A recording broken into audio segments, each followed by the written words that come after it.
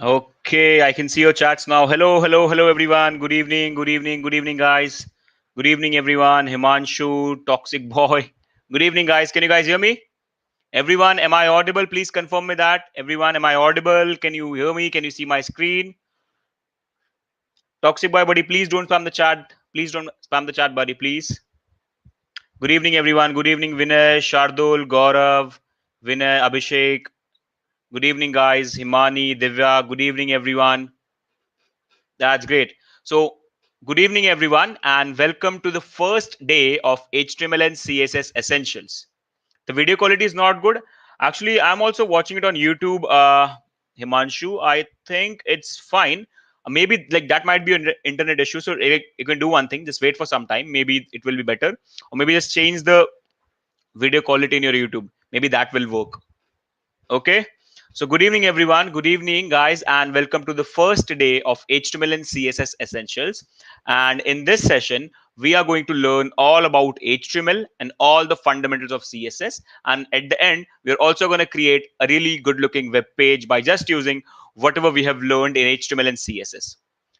Toxic Boy, please don't spam the chat, buddy. See, like this session was intended to do in English. So don't worry. Maybe in future, we are also coming up with Hindi sessions. So please don't spam the chat, buddy. Please don't spam the chat. Please. Okay. So everyone, first of all, you guys tell me, are we guys excited for this HTML and CSS essential?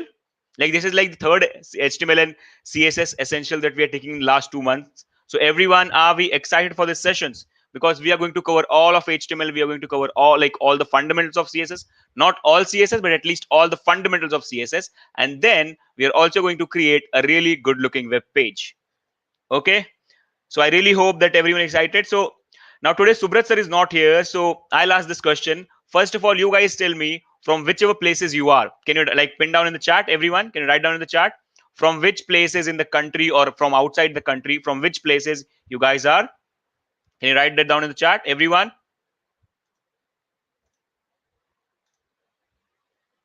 Okay, I can see people joining from Hyderabad, Kerala, New Delhi, Andhra Pradesh, Chandigarh, Bangalore, Delhi, Mumbai, Bihar, Gujarat, Tamil Nadu, Nashik. That's great. Anandpur, Mumbai. Yep. So you guys are like from all over the country. That is really great. That is really great. Okay. Amazing. Amazing. Can you tell what will be the website about? Whatever you guys decide. On the third day of this session, that will be the last day, I'll tell you, choose any topic and we will make a website based on that. We'll make a web page based on that. So don't worry. Okay, people from Haryana, Nashik, Jamshedpur, Hyderabad. Amazing, amazing. So that's really good, guys. And I welcome all of you to this HTML and CSS essential session. Okay, and everyone, please, the link is in the chat. The course registration link is in the chat. Please click on that link and join in so that you can get all the materials that I create here and the assignment questions as well. because based on the assignments, you're going to get your certificates. Okay, so please register to that link. The link is in the chat. Please register to that link so that you can get all the things that I do here. So whatever files I create here, whatever code I do here, all the things will be posted there. All the things will be emailed to you. Okay, so please register on that link, and the assignment questions will be also emailed to you. So you guys have to register on that link. Everyone, please register to that link so that you have joined the course and you'll get everything. And at the end, that registration will also help you to get the certificate of this course. Okay, so that is great. So once again, good evening, welcome, and without using any more time, let's get started. Okay, so as like we always do, the first thing is we will try to understand what we are actually going to learn. Okay, so let's open up a notepad. Okay, toxic boy, हम basically आज यहाँ पे HTML and CSS सीख रहे हैं. Okay, so basically हम यहाँ 3 दिन में, अगले 3 दिन हम सीखने वाले हैं कि कैसे हम एक वेब पेज बनाते हैं HTML और CSS को यूज करके. सो हम ये सीखने वाले हैं. ओके, आई होप आपको समझाओ अभी. और प्लीज टेंशन मत लीजिए, इन फ्यूचर हम फिर से प्लान कर रहे हैं कि हम सारे सेशन हिंदी में भी लाएंगे. सो आप प्लीज टेंशन मत लीजिए टॉक्सिक बॉय. और ठीक है, आपका नाम काफी अच्छा है. Yes, don't worry coding. Yeah, just it was just for like making toxic boy understand. So that's fine. Okay, everyone. So without using any more time, let's get started. Yes, Jenny and fam. Yes, we are going to deal with HTML5. Yes, we are going to learn all about HTML5, and we are also going to learn the fundamentals of CSS. Okay, and in this, I'm basically planning to teach you guys complete flexboxing. Okay, and if we get time, we'll also learn about grids. Okay. So let's get started, everyone. Let's get started. So first of all, like we always do in all the sessions, we'll try to understand what are we going to learn. Okay, we'll try to understand what are we going to learn. Don't worry, Abhay Pratap, we are not going to use Notepad. Notepad is just for explanation. If you have like attended all my sessions, you'll know that Notepad is something that we always use for explanation. Okay, so today we are starting with something called as HTML. Okay, so now what exactly is HTML? It's very simple. The full form of HTML is hypertext markup language. Full form of HTML is basically hypertext markup language, but that doesn't define what HTML can do correctly. So let's try to understand what actually HTML does. Okay, so HTML, the full form is hypertext markup language, is nothing but a coding language by using which you can create a web page.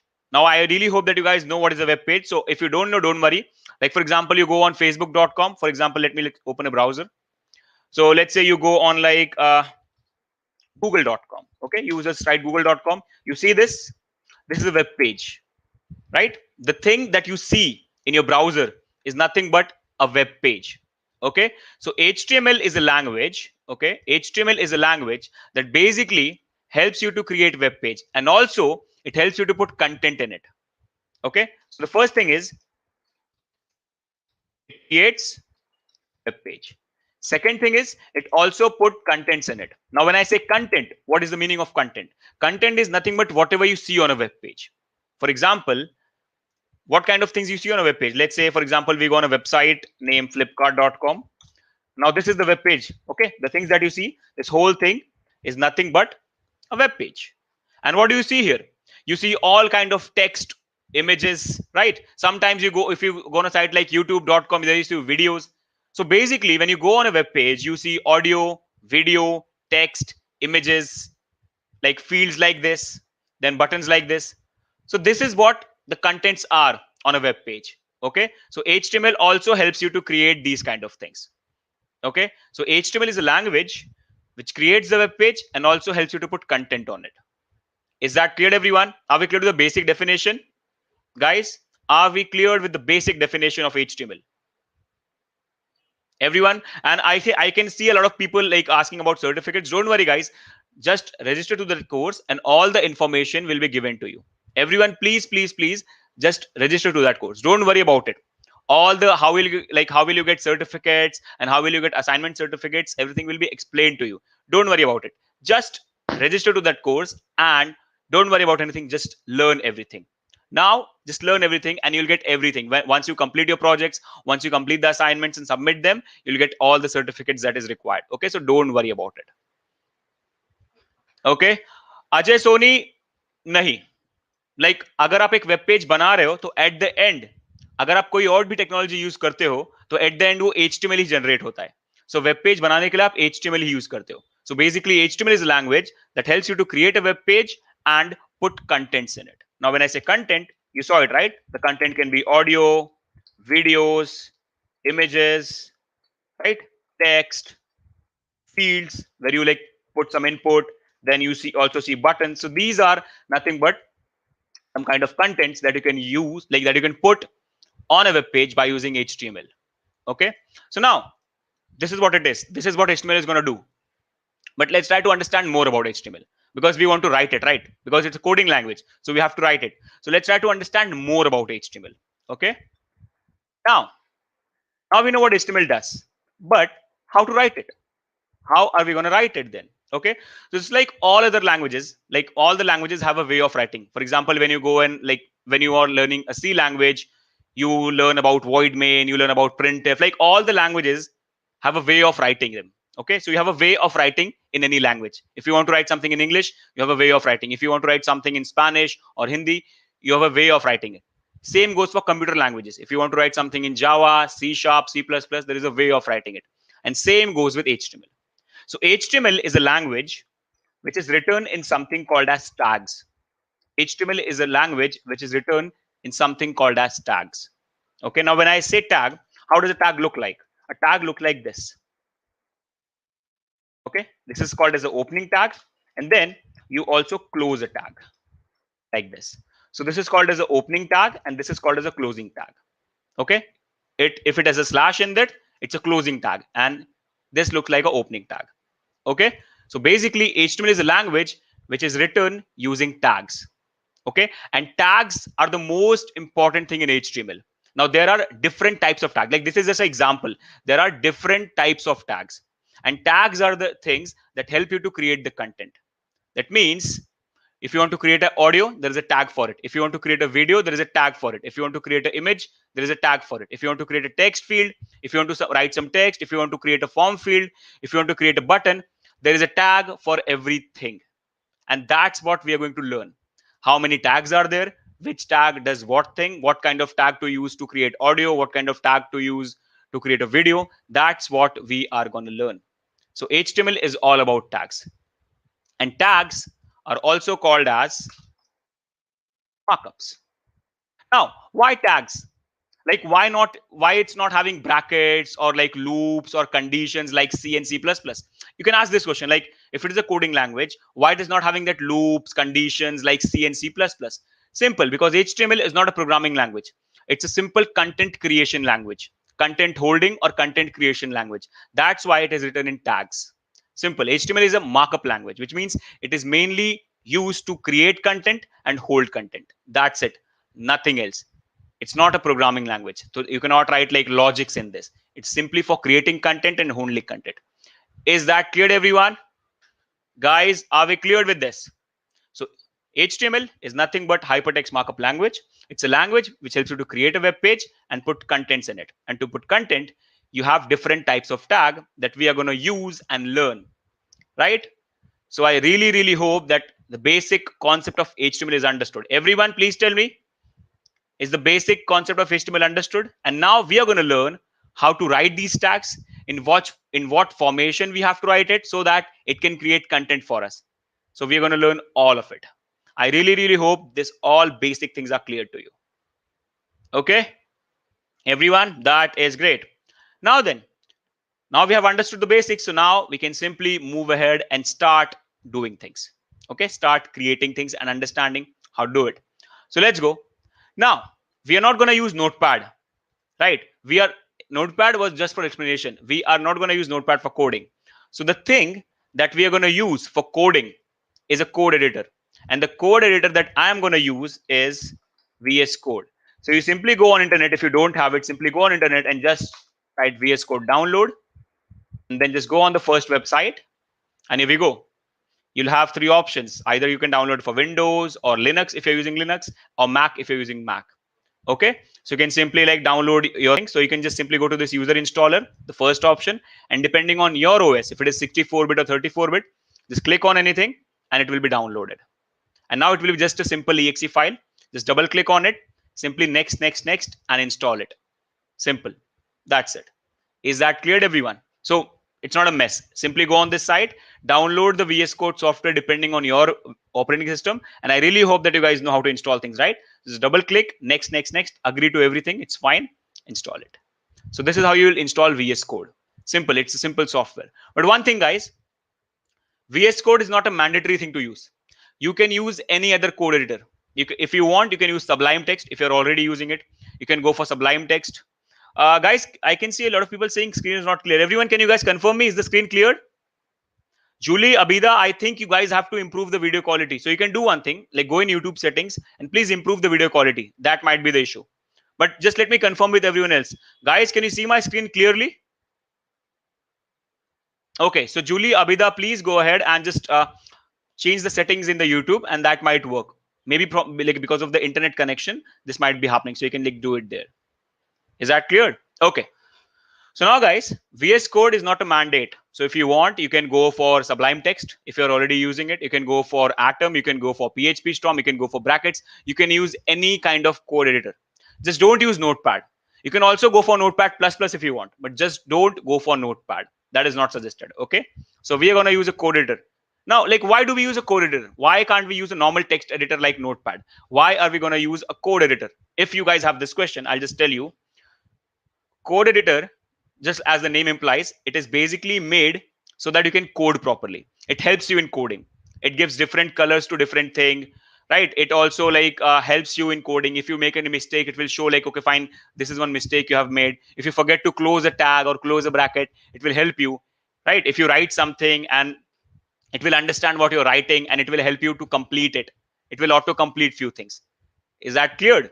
So that's why we are not using a text editor like Notepad. We are going to use a code editor, which will help us to write code in a fast and proper manner. Is that clear? Simple. So once you download it, you can simply search for it.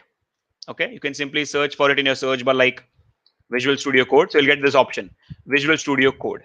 Okay, and once you open it, you'll get something like this. Let me just open it once again so that if you're new, you'll not get confused. Open it, you'll get actually something like this. You'll also get this welcome screen. You don't need this, so you can just close it. And then you'll have something like this.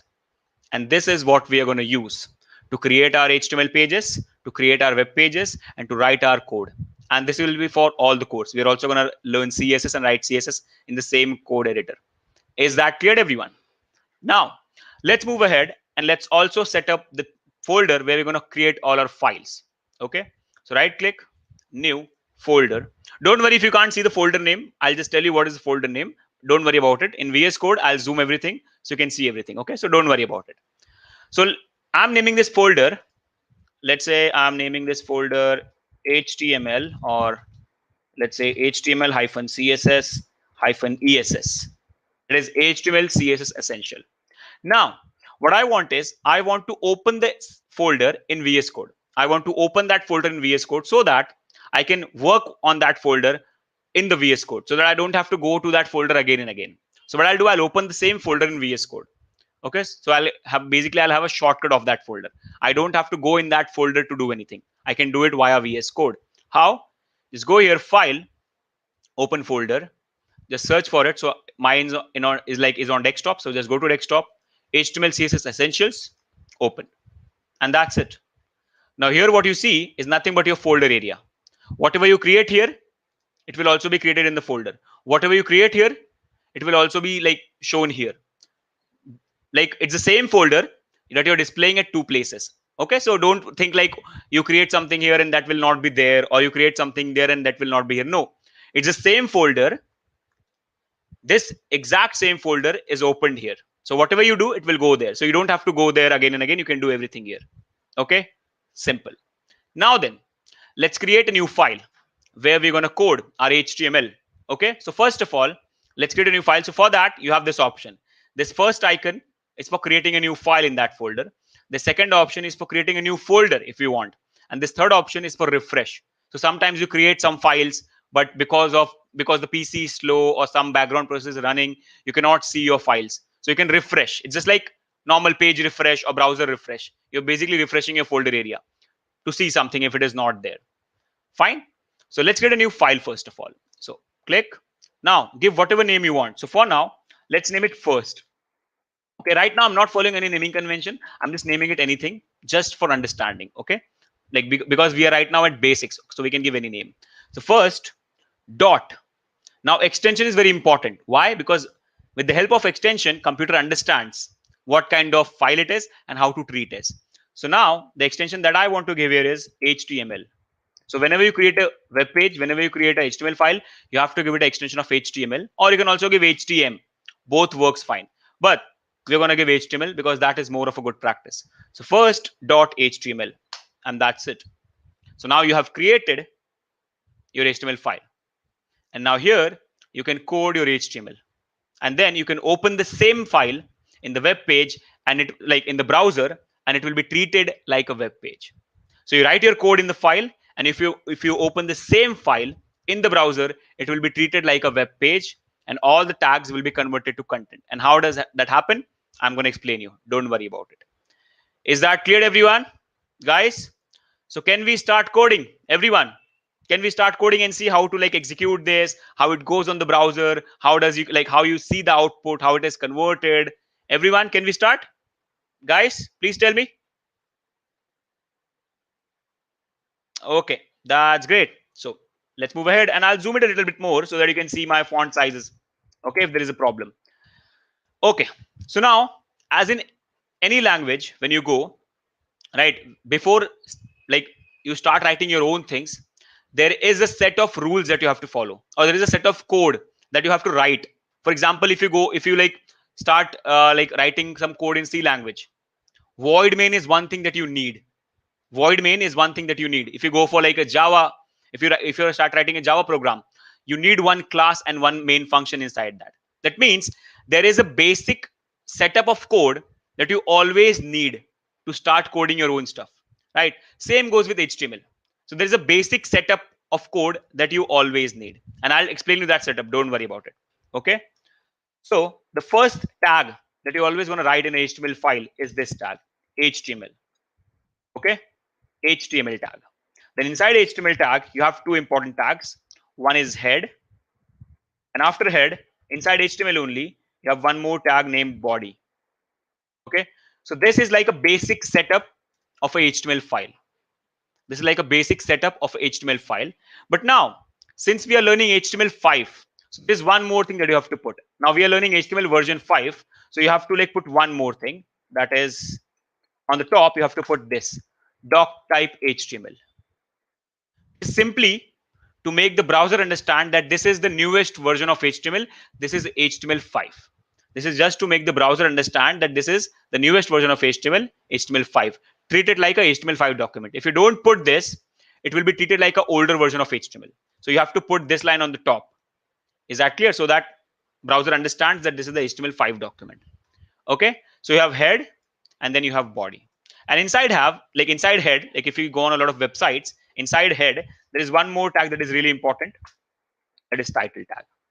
And this is nothing but the basic setup that you need in a HTML file. So now this is the basic setup, and after this you can start writing your own tag and start creating your own content. This is like the basic setup you will need. Is that clear, everyone? Or you can also call it a boilerplate code. Okay, you can also call it a boilerplate code. So basically, what is boilerplate code? It's nothing but the basics, few lines of code that you always require. So whenever you create an HTML page, this is something that you always require. Okay, this is like a mandatory thing. This is a good practice. This is something that you should always put. And now let's open this file. Now see, my formatter is formatting it. Don't worry about it. Okay. Now let's run this file in a browser and see what kind of output we have. Okay, let's run this file in a browser. So what you have to do is you have to open the same HTML file in the browser. Okay. So what you have to do for that, you can simply go ahead, right click on your file. Okay, right click on your file and simply do this, copy the path. So copy path. Now go in any of your browser, go in any of the favorite browser. I will suggest you to use Chrome because it is one of the best browsers going on right now. Here we go. And then whatever path you have copied, just paste it here. And that's it. You have executed the same page in the browser. So see, you're doing nothing. You're simply opening the same file in the browser. But in the browser, your HTML code is treated like a web page. In browser, your HTML code is treated like a web page. Is that clear, everyone? I can see a lot of people like asking about registration is not working properly. Guys, see, don't worry. If it is not working today, tomorrow we'll again give you a link, or you can try it after some time. Maybe a lot of people are doing it. That's why it might be happening. So you can do one thing, wait for some time, and then you can perform the registration. Okay, links will be with you. You can perform the registration after some time. Is that clear, everyone? So we have used live server. See, guys, if you want, you can use it. I'm not introducing like that thing today. First, let's understand the basics, and then yeah, why not? Tomorrow we can start with live server as well. I can, but first of all, I would like to make you understand what is a server and what actually happens there. Okay, so before moving on to that, let's stick to the basics. For now, let's run the file ourselves. Like, what if in future you don't have server? What if you want to run? So you should also learn how to run it without a server, right? So that's why for now, let's stick to the basics. Okay, everyone. So now, guys, let's move ahead. So now we have created our file, and now we are also executing that file in the browser. So you can see everything is up and running, and you cannot see any output because we have not created anything. Okay. Okay. Gunjan is asking, please repeat the copy and paste method. Simple. Do one thing. Just go in your file, go on your HTML file, right click, copy the path, or you can also use a shortcut Shift Alt C. But this is more better. Right click, copy the path, because in this you're sure that the path is copied. Copy the path, go in your favorite browser and just paste it in the URL bar. That's it. I hope it is cleared now. Okay. Okay. Now, guys, let's move ahead. So now you saw that with the help of this code, nothing is happening. You cannot see any kind of output, but not a problem. This is very important. There is no output for this code, but still this code is very, very important. Okay. This is basically creating the basic structure of your web page. Now, let's see. Now let's start learning the other tags and let's see how they work. And let's also start creating content on this white area, on this white page. Okay, so let's do that. Now you can see in your tab here, right now I can see first.html. Right now I can simply see my file name, right? First.html. But if you go on Google, there you can see Google. Not a page name. There you can see Google. But in our case, we have first.html. So how to change it? What if I want to put something else here? How to change it? So remember, guys, the text that you see here comes from this title tag. The text that you see here comes from this title tag. If there is nothing in this title tag, by default, the page name will be there. So for that, just go inside the title tag and put some content in it. Okay, so let's, for example, we say fake Google, something like that. Save it. Always, whenever you make any changes, save it. Now go on your web page and refresh the page. Never reopen the page. Okay, you can refresh the page. So refresh, and here we go. We can see it now, guys. Now we have fake Google over there. Now that first.html is gone, now you can see we have fake Google. So that's how you change the title. This is nothing but the title of your web page, and this title tag help you in that. You understand, right? So each and every tag that we are going to learn is going to help us in something. So title tag is all about that. Is that clear, everyone? Now, let's talk about the two main tags that you have in your HTML file. Okay, this head and this body. Okay, so remember, guys, icon and title, don't worry, Raj. For that, we still have to wait. We still have to learn few things. Guys, don't worry, we still have to learn a lot of things. Okay, so let's go step by step. Tomorrow, or maybe today only, if we complete few more things, I'll explain you how to put icon here. So don't worry about it, Rajnigam, buddy. Don't worry, don't worry. Let's go step by step.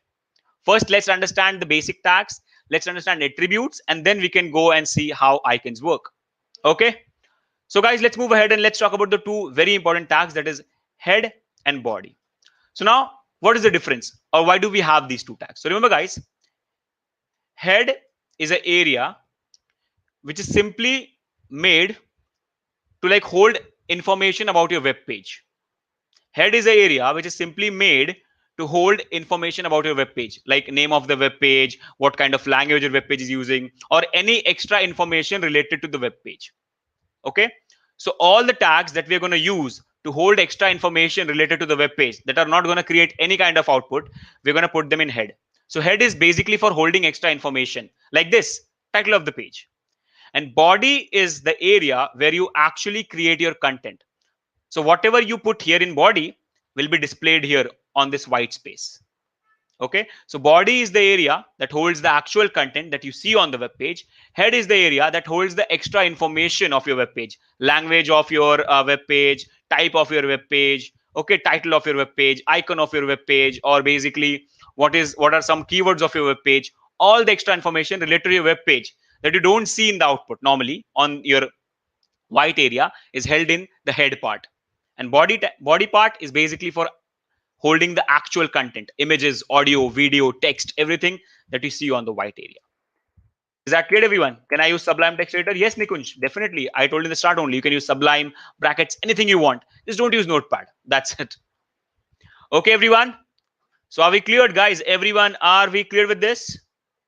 So now we saw this title, and now we're going to move to body, and we're going to create some tags. And don't worry, we'll also learn what are the other things that we can put in head. Don't worry about it. But remember, head is for holding the information related to the web page, and body is for holding the actual content. Is that clear, everyone? So now let's move ahead and let's see what kind of tags we have in HTML and what kind of content we can create using those tags. Okay. So the first set of tags that we are going to learn is the heading tags. The tags that help you to create, like that helps you to work with text, and it also helps you to basically make your text bigger in size and bolder. So we have something called as heading tags. Okay. So let's go ahead and let's start using them. So the first heading tag that you have is H1.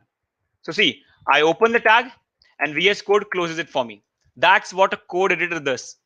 This will not happen in Notepad. You have to open and close everything. But in VS Code, I opened the tag and it was closed by VS Code. So that's how code editors help you. Okay, that's how basically you become a fast coder, because you don't have to write everything. Okay, so this is the opening tag and this is basically the closing tag. And now you can put the content inside it. So remember, guys, the content of a tag will be always between the opening and the closing part. The content of a tag will be always between opening and the closing. Okay, so let's go ahead and let's write something like let's upgrade. And also let me just go on the top, and here let me just write any normal text, because I want to show you the difference between normal text and the text that is inside a H1, that is a heading tag. Let's see. Here we go. See, let me zoom it. You can see this is a normal text and this is a H1 text, heading tag text. And you can see now it's bold and bigger in size. So that's what a H1 does. And just like H1, you have few more heading tags. Like you have something called as H2, which is a little smaller than H1, like this. And you actually have 6 heading tags, which goes from H1 to H6. So let me just copy and paste it. And they do nothing. They just create different sizes of tags. That's it. Let me just do it for you. Okay. Now let me just change everything. So H3, H3, H4, H4, H5, H5, and finally H6. So H6 is the last heading tag, so you cannot go to H7. So never try to go to H7. It's going to do nothing. Okay, so you have H1 till H6, and here we go. You can see they are all of different sizes. And normally, whenever we normally go till H3 or H4. We never go above H4, because simply you cannot read it properly. Like this is a zoomed page. If I make it normal, see, you can't even read H6 and H5. So that's why we normally go till H3. So we use H1, H2, and H3. We don't go for H4, H5, and H6. But yeah, you have it, so you have to learn it. So this is nothing but the basic heading tags that work with text. And the tags that work with text, textual content, are considered as text formatting tags. So H1 comes under the category of text formatting tags because it works with text, right? It formats text. It makes them bold and everything, right? So these are your heading tags. Okay. Now, I want to learn the other tags as well. So for that, I don't want to see this output. I don't want to see this output, right? So what I have to do? What I have to do? I can remove this code. But what if I don't want to remove this code? What if I don't want to remove this code? Because if I remove it and if I write everything else, then how will I get this back? I have to write it again. So what can I do so that the code is not removed, but I can stop seeing the output of that code? What can I do for it? So what you can do is you can basically select everything and press Control slash. Select and press Control slash. And what it will do, it will comment your code. It will comment your code, and commented code is ignored by the browser. For example, now if I save it, refresh, and here we go. In the output, we can't see it. Okay, and but here you can see the code is still there. So in future, if you want it, you can uncomment it. And to uncomment again, select it and again press Control slash. It's uncommented. So whenever you want, you can activate this code and deactivate this code. And you're not even removing this code. So that's amazing thing, right? That's one of the great things. And commenting is not for only commenting the code. Commenting is also for, let's say, you want to write some explanation about your code, right? You create some functionality, you create something, and you want to write some explanation like, okay, fine, this was the idea that I got from this site, and I worked on this for 2 hours, and this is what I found. And you can comment it so that it's ignored by the browser, but inside the code editor, the person can still see it. Okay, so if you share your code to anyone, they can still see. So that's how commenting works. So you can comment your code, you can write down your normal comments and comment them. So Control slash is the shortcut, guys. Control slash for commenting and Control slash for uncommenting. Okay, so now guys, let's move ahead and let's see the other tags that we have for text formatting. Let's see the other tags that we have for text formatting. So the next tag that we have is a P tag. And a P tag is basically for creating paragraphs. A P tag is basically for creating paragraphs. At the base, it only creates paragraph. Now how? So before actually using P tag, I want to show you something. Okay, so let's write down a paragraph. Now, when I say a paragraph, that basically means some lines of what do you say, text, right? Some sentences of text. So let's write down some paragraph. Now, to write a paragraph, I can put some dummy text like this. I can press anything in the keyboard and write it like this. Or I can also go internet. I can also go on internet or in any other document, and I can like copy and paste it. It's working all coding software like Notepad++. See, I have used Sublime. I have used Atom. Actually, Control slash is like almost working on all the editors. Maybe if I say not all, but almost on all the editors, Control slash works. So yes, in Sublime, in Atom, in PHP Storm, in like Visual Studio, in NetBeans, everywhere Control slash works. So whatever I have seen so far, everywhere it works. But yeah, I can't say all because maybe there might be some editors where Control slash doesn't work. Okay, so that might be a case. Okay, guys, so now let's create a paragraph. Now, as I said, there are two ways. Actually, there are three ways. First of all, I can write anything. Okay, that doesn't mean anything. And that's not a good practice to write something like this. It doesn't look good on the website. For a dummy paragraph, for a text, like for a testing paragraph. Second is you can go on a browser and copy something. But when you copy something, it's not a good thing because maybe if you only want a dummy paragraph and if you copy something from the internet, that is actually meaning something. That might be a problem. So what can I do here to generate a paragraph that is not meaning anything and it still looks good? What can I do for it? So for that, you have a shortcut. You can simply write lorem here and you'll get this option. Just enter. And here you go. You actually get a paragraph like this. You actually get a dummy paragraph like this. See, a simple 2 to 3 lines of paragraph. Now, let's see how does it look in the web page. Okay, let me zoom it a little more like this. You can see we have a paragraph of 3 lines. Simple, amazing. Now let's say I want to create one more paragraph. Okay, so copy it and paste it. And also see guys, you can also close this by pushing it like this. If you don't want this, if it is disturbing in your code, you can push it like this and close it. Or there is a shortcut. You can press Control B and Control B again. So Control B will open it, Control B will close it. It will open the sidebar and close the sidebar. Okay, so that you can see your code properly. So now I have created 2 paragraphs. Save it and let's see. And here we go. It is not at all working perfectly. I have created 2 paragraphs. I also have gap between them, but still they are not getting treated like 2 different paragraphs because it doesn't matter how many spaces you give here in between. It will always continue. And for that, so that the browser can understand that these are 2 different paragraphs, now we can go for and use a paragraph tag, that is P tag. So let's open P and close it at the end. Okay, because remember guys, content is always between the tags. So open P, then the content, and then close the P. Same here. Open P, copy the closing part, and paste it at the end. And here we go. So first paragraph, second paragraph. Save it, and now let's see if it is working. And here we go. Now they get treated like two different paragraphs. Is that clear, everyone? Guys, please tell me. Everyone, are we understanding this? Guys, so that's how you simply create a paragraph. Now in future, when we move ahead, when we start learning CSS, P is going to do a lot of things. But for right now, simple, P is for paragraphs. But once we move ahead, P is actually going to do a lot of things, not only creating paragraphs.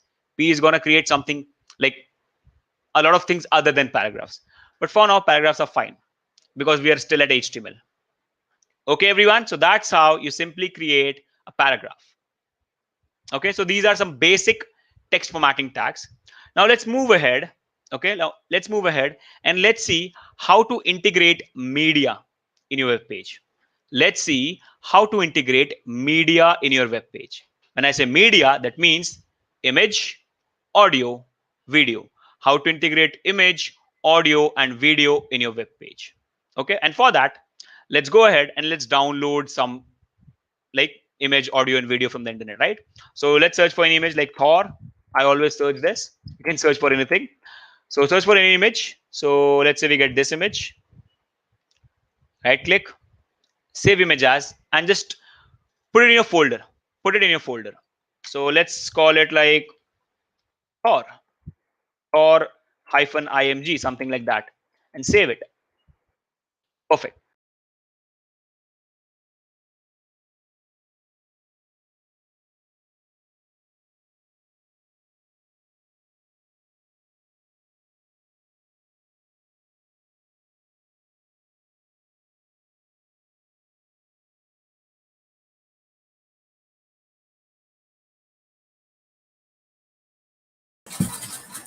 Guys, there might be some technical issue.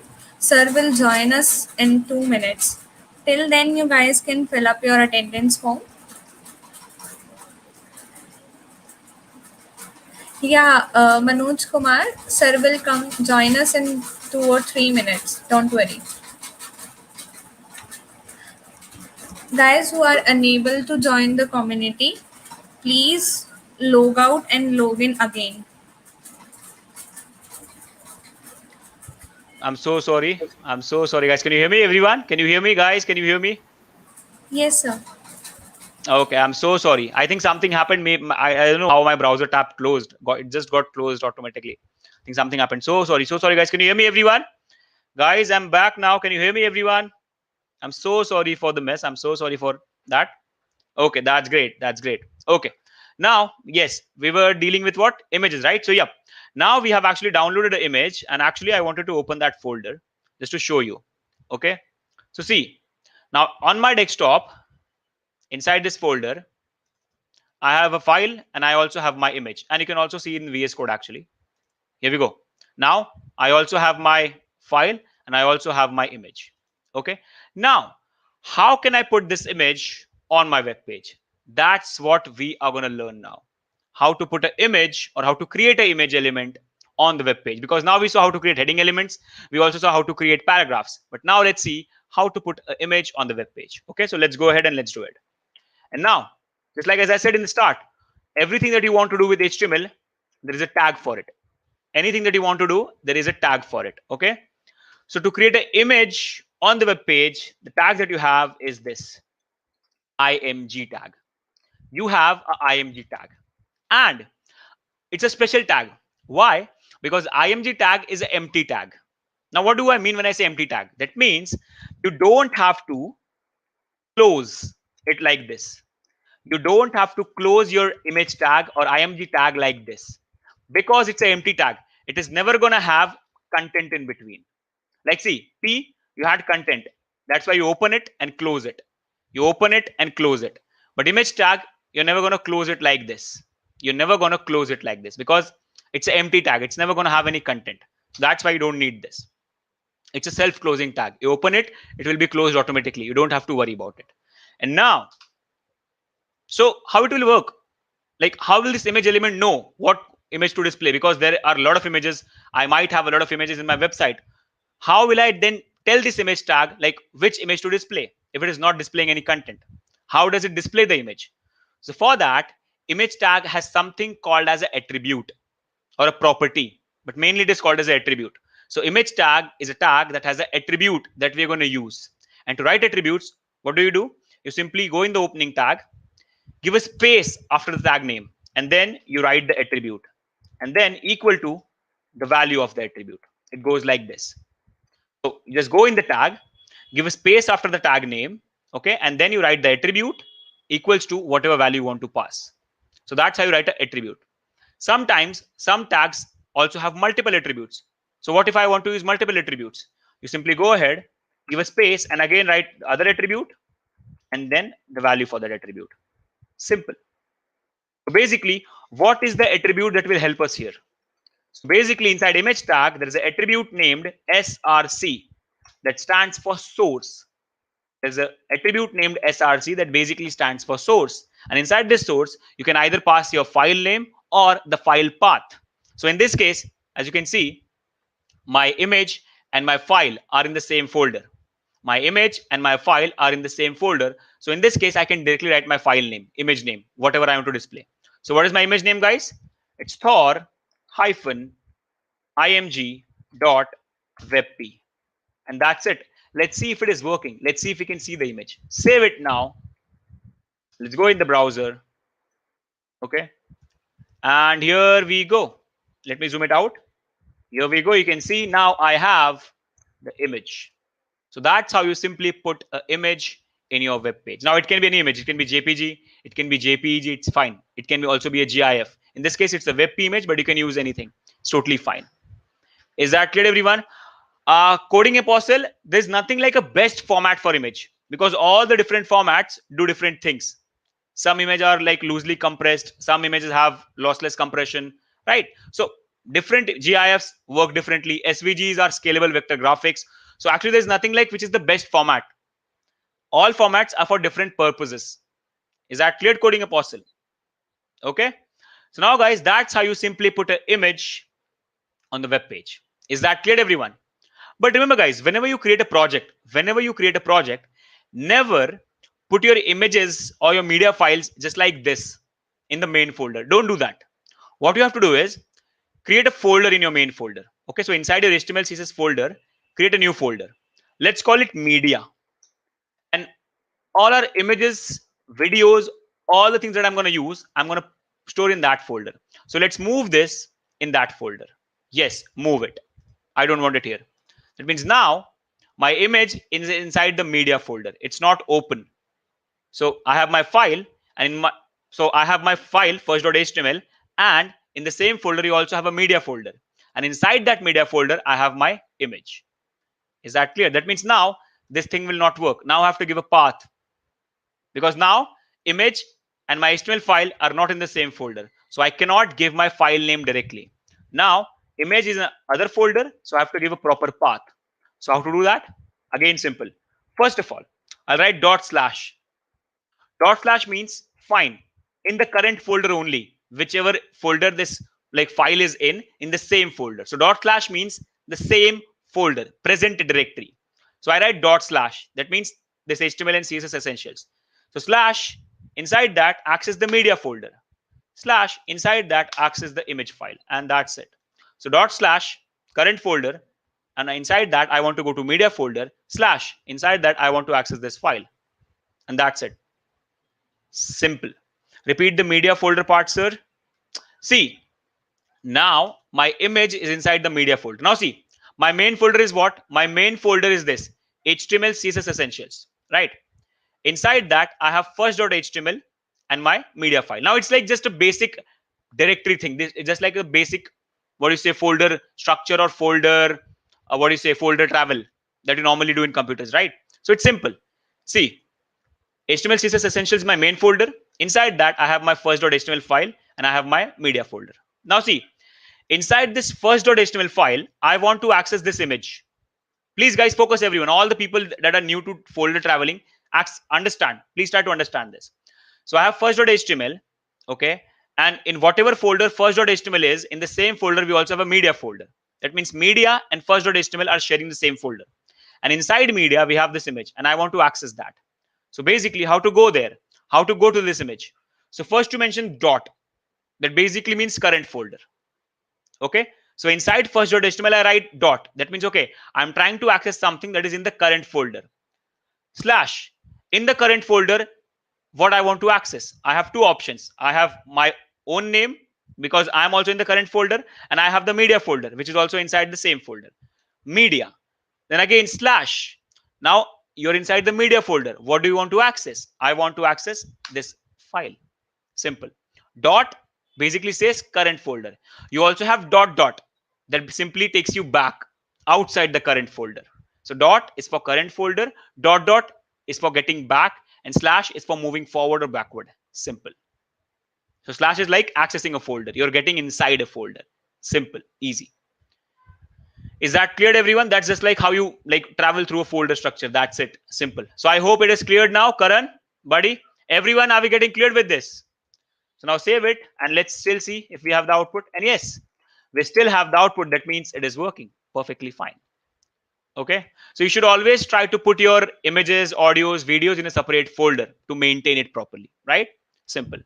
Now this is how you display images. But what if I want to manipulate the height and width? Do we have something for it? Yes, we definitely have something for it. You have one more attribute named height, by which you can manipulate the height. What is the path? If HTML file is in one folder and image is in another folder, then you have to access it. Then you have to first get back out of the HTML files folder, and then you have to access it. So first of all, you have to write dot dot slash to get back outside the folder, right? That's how you'll travel. If I'm in my home and I have to go in some other home, first of all, I have to get outside my home, right, Pratibha Pinky? I hope you're understanding. So you'll write dot dot slash. First, get outside your like own folder. So once you go outside, then you're ready to go to some other folder, right? So that's how you do it. You get outside your own folder first. Now, normally that is not the way of storing things that we follow. We never store things like main file in some other folder and our images and audios in some other folder that is somewhere else. No, we always try to create a main folder, and inside that we store everything in different folders. That is fine, but you always have a main folder so that you can access anything from there. Simple. Okay, now guys, let's move ahead. Okay, you don't have to make this folder thing complicated right now. Right now, keep it simple. You learn it over time. Okay, you learn it over time, this folder structure and everything. Right now, let's keep it simple. Okay, so now we have a height attribute in our image. Okay, that simply manipulates the height. So let's see if we can manipulate the height. So let's give it like 100 pixels. Now, pixels is the main unit that you use in your computers, because your screen is also measured in pixels, right? Your whatever you see in your screen is measured in pixels. So that's why the first unit that you have is pixels. So 100 pixels height. Let's see if it is getting manipulated. And here we go. My image height is now 100 pixel. And you can see the browser also managed the width, not only height. I said, okay, fine, I want my height at 100 pixel. Okay, but yes, I was like shortening the height, but browser also understands that, okay, fine, I don't have to make this image look bad, or I don't have to compress this image. That's why browser by default also adjusted the width. So if you're working with height or width, the other one will be adjusted by the browser. So if I'm giving height, width will be adjusted by browser. If I'm giving width, height will be adjusted by browser. And if you're giving both, for example, I give height 200, and let's say I give, okay, let me just close this. Yeah, let's say I give like width of 200. So remember, if you're giving height and width both, make sure you know the ratio, because now you can see the image is not looking good. The image is compressed width wise because I didn't knew the actual ratio. So either go for height or go for width. Don't go for both. Go for both only if you know the ratio of the image. Okay, so either go for height or go for width. So let me remove the height, and now you'll see the height is adjusted. A browser has adjusted your height according to the width. So either go for height or go for width. Don't go for both. Yes, Manas, I can see you, buddy. Good evening, buddy. Good evening, and welcome back. Welcome back, buddy. Okay. Now, guys, let's see one more attribute that you have in your, what you say, image tag. That is alt. Stands for alternate. What is the basic use? Basically, like, have you ever seen, like, when you go on some website and for some reason, for some internet issues, the image doesn't load? Okay, sometimes you go on a website and the image doesn't load. You see a small cut symbol over there, right? You see a small cut symbol over there. So in that case, if the image doesn't load, whatever you write in alt is displayed. For example, let's say or image. Save it. Now see, I cannot see it right now. I cannot see that right now, this Thor image. What if there is some problem like this? Let's say I just mismatched the name. Now it is a problem. You see that? I get the cut symbol because the browser is like having trouble in finding the image. That's fine, but you can see now the alt is displayed. So this alternate text is displayed if the image is facing any problem. Is that clear? So that's why we have this, so that the user can understand, so that the browser and the search engines can understand what kind of image you have here. Is that clear, everyone? That's why alt is like one of the very important things. Whenever you work with image, always work with alt. Always like put alt. Because for some reason, if your image is not getting displayed, alt at least should be there, so that the browsers and search engines, as the user, most importantly, can understand what kind of image you have there. But right now, yep, let's go with the image because we have the image. Right? Simple. Okay. So that's how you simply put up an image on a web page. This is an image tag. Okay, now let's go ahead and let's also learn about audio and video, because those are one of the coolest features that were introduced in HTML5. Now, audio and video are the two features or the two tags that were introduced in what? In HTML5. Okay, so let's see. So, and again, for that, I need a video and audio. So let's just go and download it. Okay, so let me just go and like rain sound audio download, something like that. You can get anything. So I don't know from where I can download. I really hope that this will give it to me. Let's see. Yep, it's a rain sound. Okay, let me just download it. So MP3. See the ad. Fine. Let's store it inside the media folder only. So let's call it rain hyphen audio. Save it. Okay. Now I have the audio file as well. You can get it from anywhere, guys. It's just, you can also transfer it from your phone. You can like use any song for it. It's totally fine. Use any MP3 file. Use any audio. It's fine. Okay. Now you can see I also have the audio in my media. See, rain-audio.mp3. Okay. So now how to put audio in a web page? Let's see. And it's going to be again very simple. So the first thing that you have is an audio tag. It was again introduced in HTML5. So it's a new tag basically. Like not new, because HTML5 is almost like 5 to 6 year old. So that's fine. Tell me something about tables, TDTH tags. Don't worry. After completing media, we're shifting to tables only. We're going to learn tables today only. So don't worry about it. Don't worry at all, coding apostle. Okay. So now guys, first of all, create the audio tag. And inside that, you have a source tag. That is again an empty tag. That means there is no need to close it. It's a self-closing tag. And inside source, you have something called as SRC again, just like everything. No, Apurkavo, today we're not going to learn div. We're going to learn about divs tomorrow, because tomorrow is the time when we start with CSS. Okay, Apurkavo? Arco Bravo. Sorry, I pronounced your name wrong. Arco Bravo. Okay, I hope you understood, buddy. Okay. Now let's move ahead, guys. So inside source, in SRC, again, just like you put your image files path, you can put your audio files path.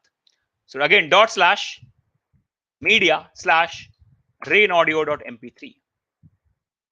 Now let's see. I cannot see any audio here because you cannot see audio. You can hear audio. But yes, you can see the controls of the audio, like play button, pause button, right? Everything. So for that, you have to go in your audio tag and you have to use an attribute called as controls. You have to use an attribute called as controls. And again, just like empty tag, it's an empty attribute. You don't have to pass any value for it. Simply put controls. Okay, there's no value that is required. Just put controls and that's it. Save it. And here we go. See, we get a really good controls here. We would be able to complete this course in 1 week, or it will take more than 1 week. See, learning HTML and CSS will take, like, if you want to learn it completely, it will take like more than a week. It will take around 2 to 3 weeks to complete like perfectly HTML. Like not HTML. HTML is like around only a task of 2 to 3 days. But about CSS, you have to learn it perfectly to create good looking web pages. Okay. So here we are only like trying to cover the fundamentals, the essentials in 3 days. And if you want, you can also join our advanced courses to learn everything from scratch till the end. Okay. Shefali. Now guys, see, we have this audio control here. So you have see this play button and I can hear it. Can you guys hear it? Can you guys hear it? Don't worry if you cannot, don't worry at all. Trust me, I can hear it. So if you do it in your PC, you'll be able to hear it. So right now, if you can't hear it because of the streaming software and everything, don't worry, guys. Trust me, I can hear it and it is working. Don't worry, guys. Don't worry. Yes, it will not be audible. For that, I have to remove the headphones and have to play it on my speaker. And that's like, again, a rough task to do it right now. Okay. So don't worry, guys. Trust me, it is playing. Trust me. Because I have to do a setup change to like make you hear that. Okay. And then you have this seek bar by which you can move ahead and like backward in the audio. You have this volume button. You can decrease the volume, increase the volume. You can mute it, unmute it. And then you also have this like playback speed. You can also do now that's a new feature. That's a really new feature. So you have this playback speed. See, you can also do this. You can change the playback speed. So that's actually an amazing feature that you have. So just by using a simple audio tag, you get all the things. And now this is the reason why a lot of song websites came into the role in last 5 to 6 years because of HTML5. Because before HTML5, for audio and video, we have to do different things. We have to write JavaScript code for all that thing, for this play button, for this pause button, for the seek bar to work. We have to write JavaScript code. We had to write a lot of JavaScript code for all this. But now you don't have to, because you simply have a simple tag and it's doing everything. That's why in last 5 to 6 years, we had a lot of song websites coming into play just because of audio and video tag. So it's actually a really great thing that comes in HTML5. How to put audio wherever we want. Don't worry, we'll learn that. Tomorrow we're going to learn with start learning CSS. So we'll see how to arrange everything in line. That's one problem with HTML. It only creates content. You cannot adjust it anywhere.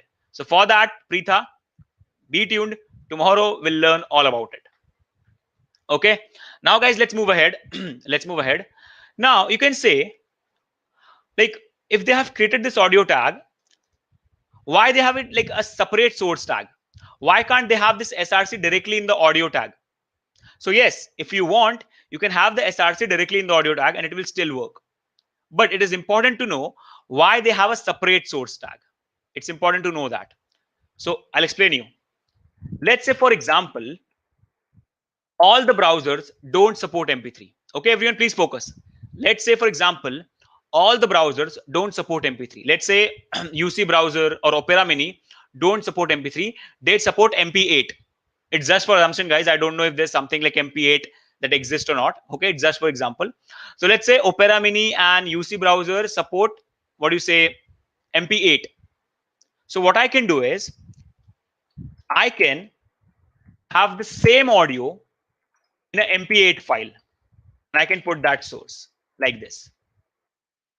So now, if this web page opens in Chrome and if mp3 supports it, mp3 will play.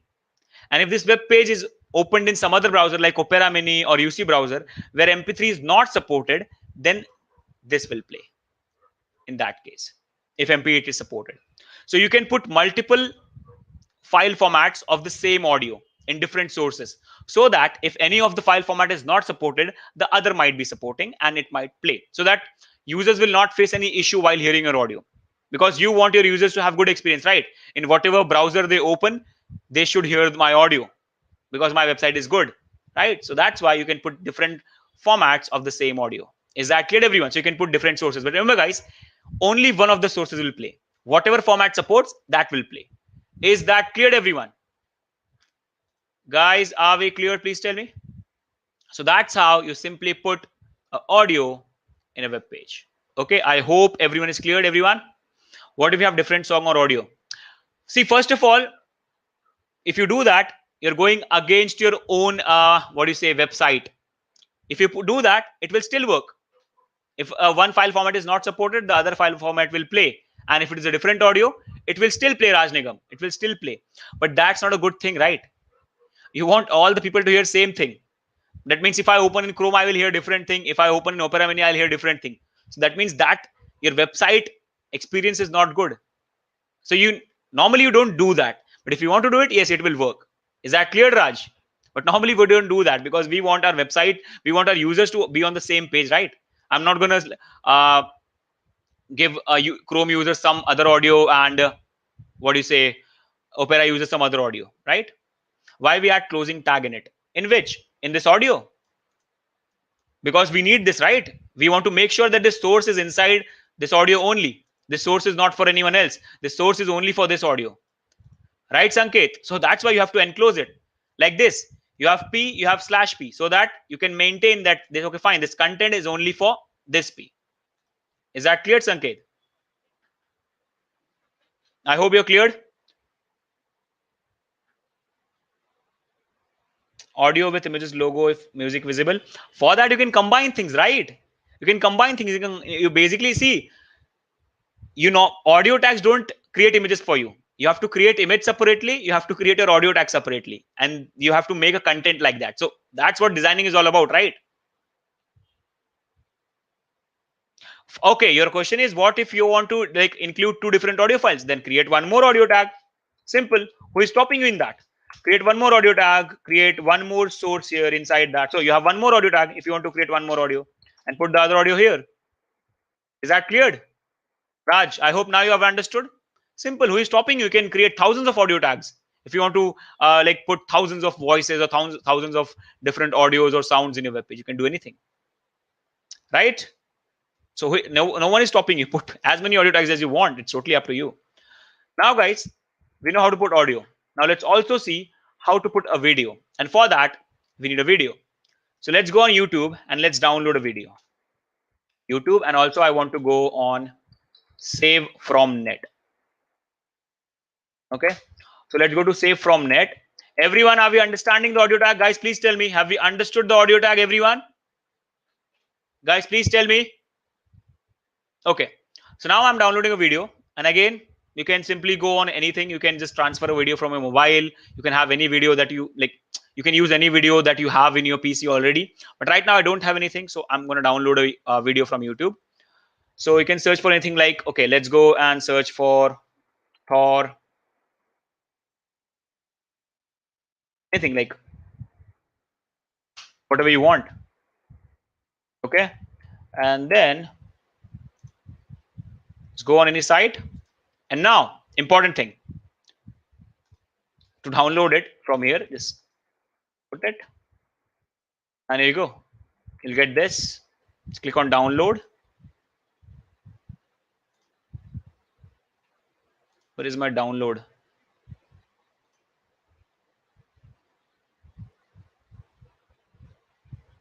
Why are they doing like this? I don't know, swing or something like that. Why it is not working? Do they want me to like?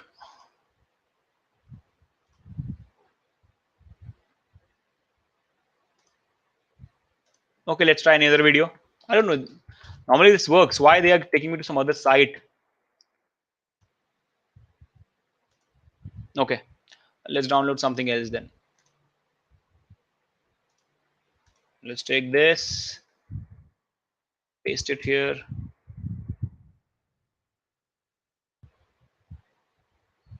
Yep, here we go. Now it's downloading. So just go in your media folder again.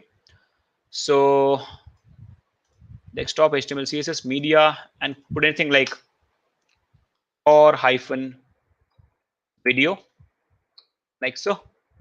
Save, and that's it. It's done. Video is downloaded now. You don't need it. Now let's see how to put a video. Now guys, you can use any video. Don't worry about it.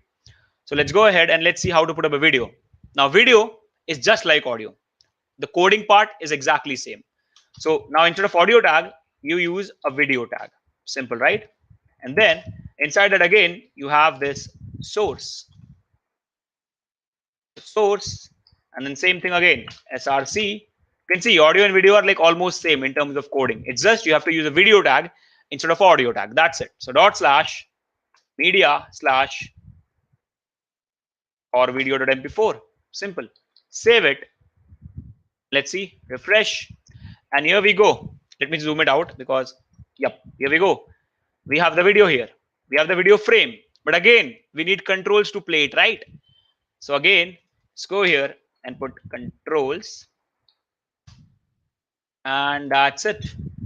Here we go, controls, and perfect. It's playing. Again, see, you have the seek bar. You can move ahead. You have this full screen option here. If you want, you have this option. for volume. And then you also have this picture in picture. See, first of all, you have playback speed. I think it's a new updated thing, because last time when I took the lecture for this audio and video, I didn't see this playback speed thing. So I think this is a new feature that they have given in the video. That's amazing, actually.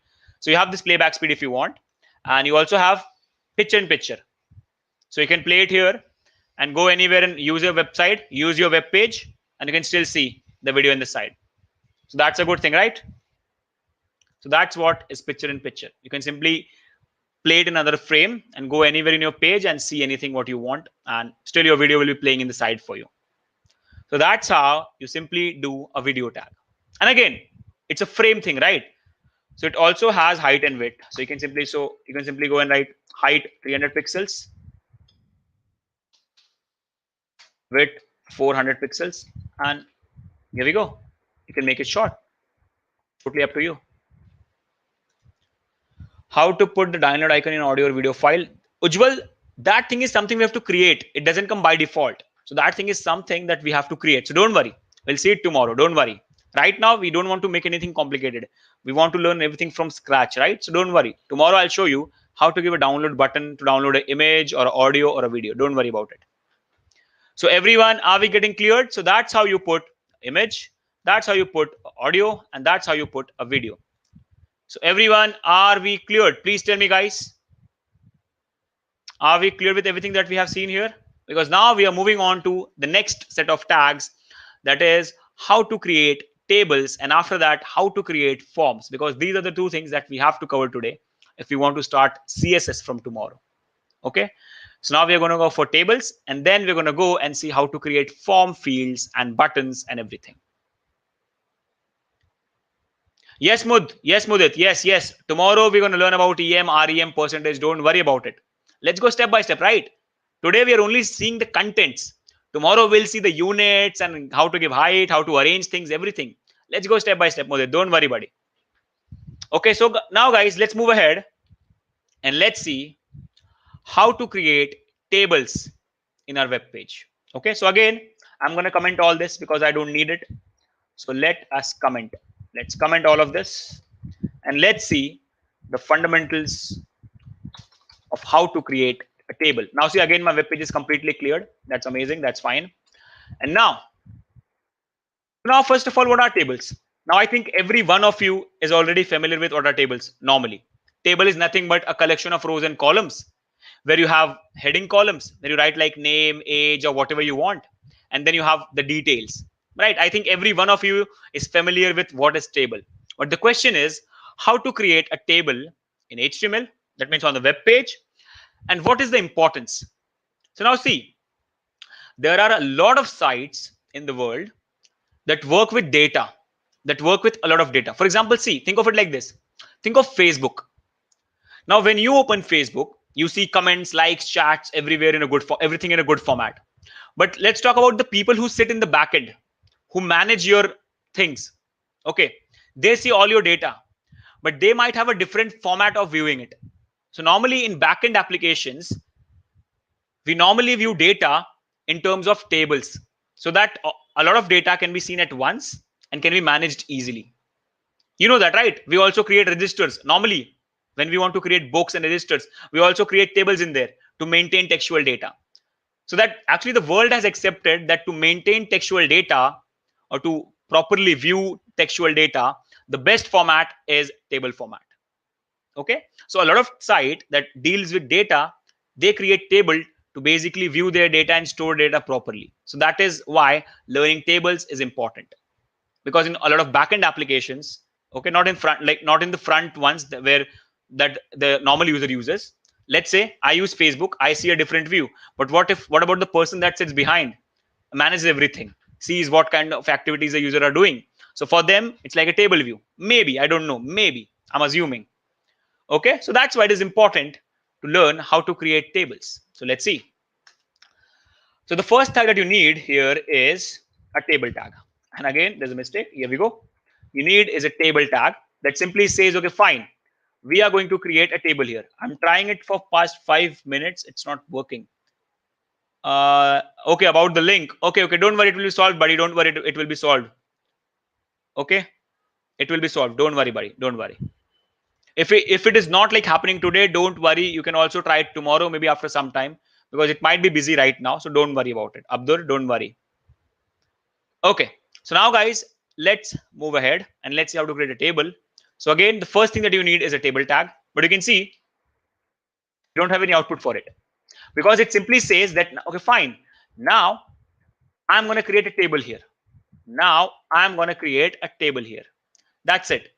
But you know that normally a table is created with the help of rows and columns. So basically, this table tag is simply saying, okay, fine, I'm going to create a table here, but you have to create rows and columns. But now there is one really important thing that you have to understand when you create tables in HTML. Okay, that is, you don't create columns. We don't create columns in HTML. Normally, when we create tables on books or on pages, we create rows, we create columns. But when we like create a table on a web page, we never create columns. We create rows and we create cells in the rows. We create rows and cells in which we store data. And the formation of cells in the vertical direction gives you an effect of a column, but we never create a column. So remember guys, we always create rows and cells. We never create columns. Please, please, please remember this. We are not going to create columns here. So now let's see what I'm actually talking about and how to do it. Okay. So now to create a row, the tag that you have is a tr tag. Create a row, the tag that you have is a tr tag. So now inside my table, I have one row and I have created using tr. So tr stands for table row. Okay. So one row. And now inside that row, I want to create a single cell. So to create a single cell, there are multiple tags, but right now we're using only one. So the tag that we use to create a cell is td. That stands for table data. Okay, that's it, table data. And inside this, you can put your content. For example, let's say I put like English, something like that. Or let's say I put like name, something like that. Let's say I want to create one more cell in the same row. That means first cell and then second cell, just in the side of it. So in the same row, I'll create one more TD. Let's say we write planet, something like that. Let's say we want to create one more cell. So TD. Let's say we write weapon. Now I have one row, and inside that row I have three cells. Let's see how does it look. And here we go. You can see all the three are arranged horizontally because they are inside a single row. But the problem is it doesn't look like a table. So for that, the only thing we need here is a border. So go in your table tag, there's an attribute called border, and then pass the size of the border. So in this case, I'm going to pass 1 because I want a very plain, simple, thin border. So I simply pass 1. Now you can see it is red in color because VS Code is telling you that this is deprecated. Don't use border attribute. But don't worry, right now we can use it. Tomorrow when we start learning CSS, if we have CSS, we don't have to use border. But right now we don't know CSS. So let's go for border. So border equals 1. 1 is nothing but the thickness of the border. Fine, I want a thin border. That's it. Save it. There we go. See? Single row, 3 cells. One row, 3 cells. Is that clear, everyone? Now I want to create one more row. So I can go just after the first tier, I can create one more tier. That means, okay, fine. Now I'm creating one more row. And in that, I again want 3 more cells. So TD, let's say we write Thor. One more TD. Let's say we write Asgard. One more TD. Let's say we write anything. I'm just trying to create a good data. That's why I'm writing it. Okay. That's it. Let's see. And here we go. Now we have a new row and we have all the 3 cells in that. Simple. Don't worry, coding apostle. Don't worry. Again, we are going step by step. Don't worry. Let's go. Let's go step by step. I'll tell you everything about tables. You don't have to worry about it. Okay. So now guys, you can see the first row is having 3 cells and the second row is having 3 cells. And in the way they work, I'm making them look like a proper table in which the first 3 are nothing but my column names and the next 3 are the data. That means name is Thor, planet is Asgard, weapon is Mjolnir, something like that. If I want, I can create one more row. Okay. And inside that row, I create one more TD. Remember, the sequence of TDs make them look like a column. For example, see, first row is first TD, second row is first TD. Looks like a column, right? So the formation of your cells in the vertical direction makes it look like column. The sequence of your cells. Remember that. So one more TD, let's say we call it Captain America, Earth,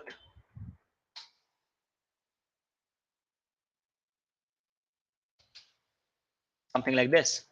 Save it, and here we go. See, work like that. So we have three rows in which first cell, second cell, third cell, first cell, second cell, third cell, first cell, second cell, third cell, and the formation is making them look like column.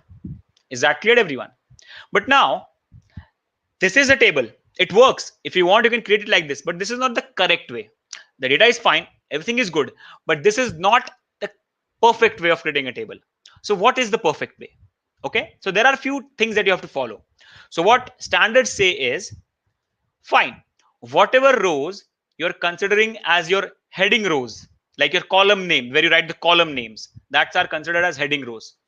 Put them inside something called as T head, so that the browsers can better understand it and the search engines can better understand it. So I want my first row to become a heading thing, right? So that's why I put it inside a T head tag. T head stands for table heading. And all the data, now these two rows, I want to consider them as my data. Okay, so put all of them inside something called as T body, and that's it. So put all the other rows inside T body, and that's it. The first row that I want to consider as heading row, I put it inside T head, that is T table heading, and then all the other rows that I want to consider as data, I put them inside T body, and that's just a standard. Now see, output wise, no difference. Output wise, no difference. But now coding is following, your code is following a better standard, so that the browsers, users, and also the search engines can better understand your tables. Is that cleared? So heading row should be always inside T head, and your normal data row should be always inside T body. That's what the standard says. Now, fine. Everything is fine. Standards are good. Everything is fine. But these things are not looking like heading, because they are looking exactly similar like our normal text. So how can I like highlight them? Now there are multiple ways. I can make them bold separately. I can use CSS and make them bold. Or you also have one more tag to create cells named TH, or table header, whatever you want to call it. Now TH and TD are same. Both of them create cells, but the only difference is, if you create a cell using TH, the text will be bold and centered, unlike TD. It's like this, and that's it, done. So TD and TH are same. They create cells, but only the TH, whatever cells you create using TH, the text will be bold and the text will be centered. That's it, sorted, done. Now it looks like a heading. But you know that you have never created any columns. You have created 3 rows. One row is inside T head because that's my heading row, and the other 2 rows are inside T body because they are my data rows, where like I'm displaying data. It depends on the concept that I think of. Okay, and the top rows, I want them to look like the top columns or the top cells, I want them to look like headings. That's why I give TH to them instead of TD. So guys, are we cleared? That's how you create a basic table. And once we have CSS, we can style it however we want, and we can make it look much more better than this. Anjan Datta is asking, what is the difference between TH and T head? Simple. Like if you just see the code properly, it's actually simple to understand. TH is just like TD. It is creating the cell. And you saw that, right? When I did T head, when I created T head, nothing happened. T head is just for maintaining a proper coding for your table, so that if the browser and the search engine wants to understand that, okay, fine, this row is the heading row, the top row, it can understand, okay, fine, it should be inside T head. So by reading T head, the browser will understand, or the search engine will understand, that this is the heading row, this is the top row, this is the row that you're considering for your column names, right? And TH is just styling. It makes your text bold and centered. Is that cleared? Who is asking this? Anjan, are we cleared? So T head is doing nothing output wise. It's doing nothing. It's for standards, so that browsers and search engines can understand that it's your column names, it's your heading rows. And TH is simply styling it. It's making it bold, it's making it centered, it's making it big. Why can't we create columns? Jyoti is asking, because there is no need. You have created columns, right? You don't have any tags for columns, but this is the much more better approach, right? So whoever developed the way of creating tables, this is the way. You don't need to create columns. Now you tell me, these vertical arrangements can be considered as column, right? These vertical arrangements can be considered as columns. So why do you need a separate tag for columns? There's no need. Yes, this is what the creators thought. There is no need of a tag for columns. You simply create rows and cells, and it is working. Is that cleared, everyone? What can we do for left alignment? We can use CSS. And don't worry, tomorrow we're going to learn everything. Right now we're only like learning how to create the content. Tomorrow we'll see how to manage it, how to arrange it, how to align it. Everything we'll see tomorrow when we start learning CSS. Today is all about creating content. That's it.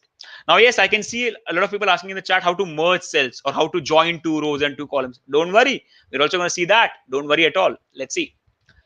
First of all, we don't merge cells. We don't merge cells here. What we do is we expand cells. What we do is we expand the cells. Okay. For example, by default, a cell basically, like you can say, it has a size of 1. It basically comes in one column and one row. A cell is always situated in one column and one row.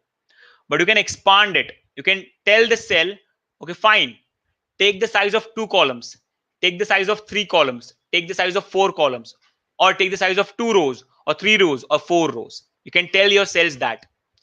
How to do that? It's simple. For example, let's say I want this Thor cell to take 2 columns, the name and the planet. How can I do that? You have an attribute named call span. By default, call span is 1. That means I'm in the size of 1 column. But just pass 2. That means now I'm telling this TD, this particular cell, to take size of 2 columns. And let's see what is happening. Here we go. You can see now this Thor is taking the size of name and planet. See that? I hope everyone can see it. See, name and planet. Okay. But it is also shifting this, right? It is also shifting this. See, right now, why it is shifting? Because there was no need of making Thor this big. But just to show you. And now, if you want, you can remove this particular cell. It will look like this. Now you can consider whatever you want. You have expanded a cell, or you can also consider you have merged 2 cells. You have merged name and planet. Consider it like that. So whatever you want to consider it. But normally we don't merge. We simply expand cells and we remove extra cells so that the table is still well formatted. Is that cleared, Sanchit?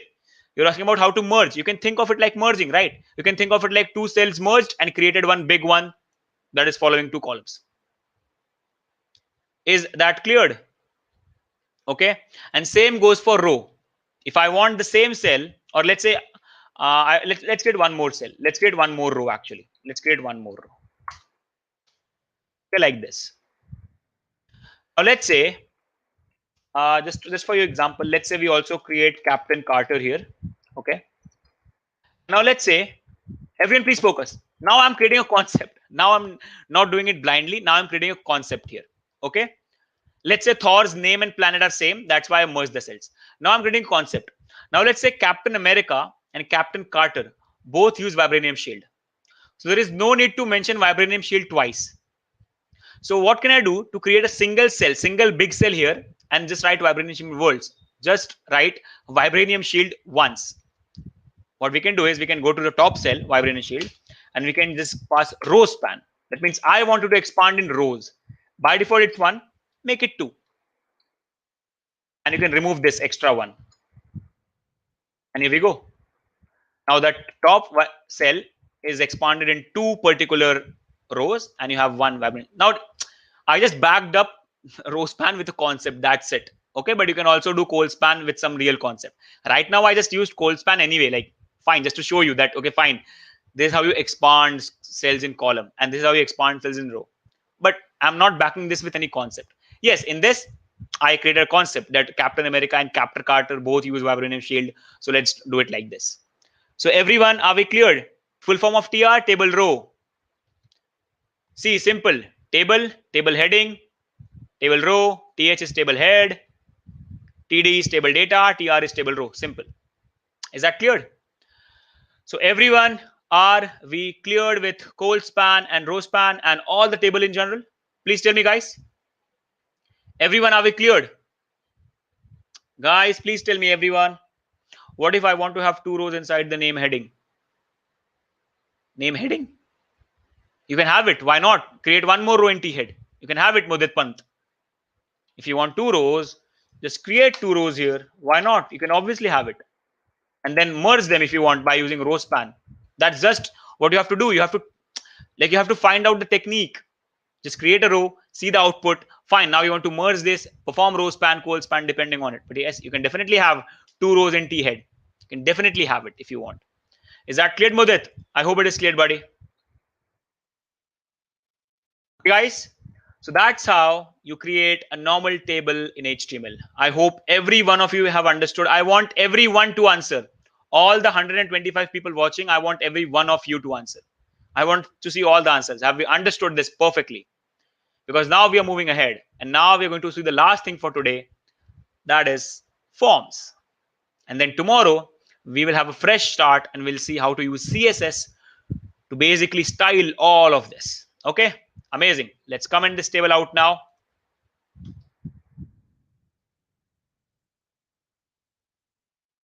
Comment it out. Oh, it's not getting commented because of these two cells. Let's remove it. Let me remove it. And now let's comment it.